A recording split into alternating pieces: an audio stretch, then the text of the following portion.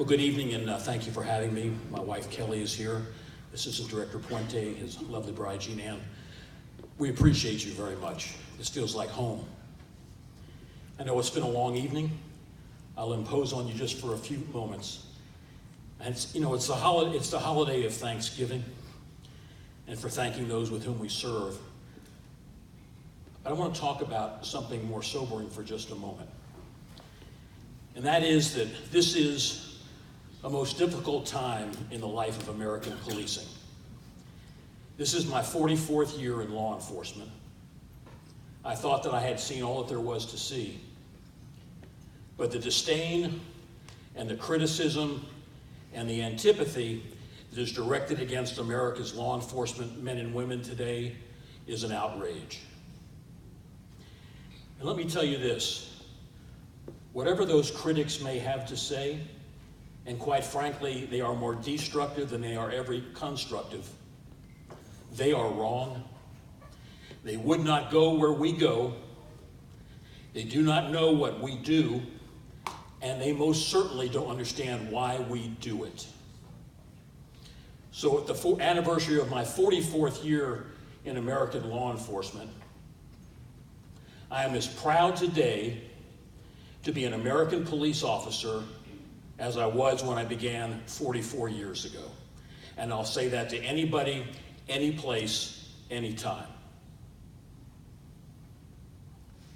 What the world demands of us now often exceeds our ability to deliver. They have asked us to be all sorts of things, but somehow law enforcement's gotten lost in the process.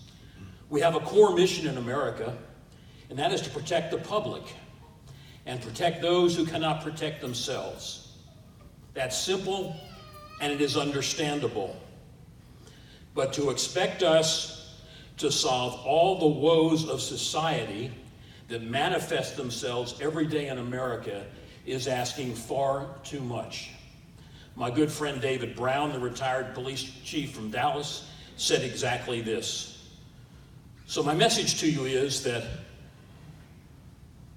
we are here with a biblical purpose. Blessed be the peacemakers, for they are the children of God.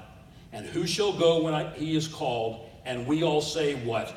We say, we will go.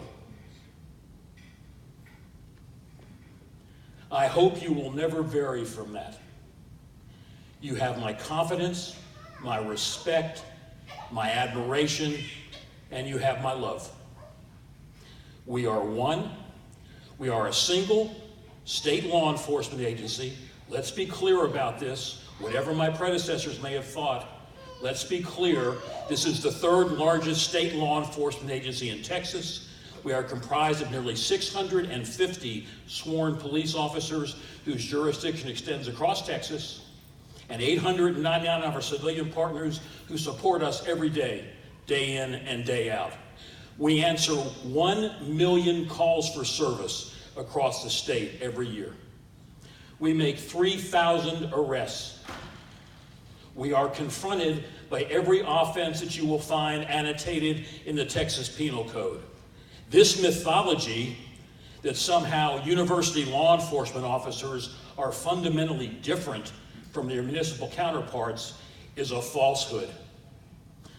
We are faced with the same risk, the same concerns, the same dangers, and the same challenges.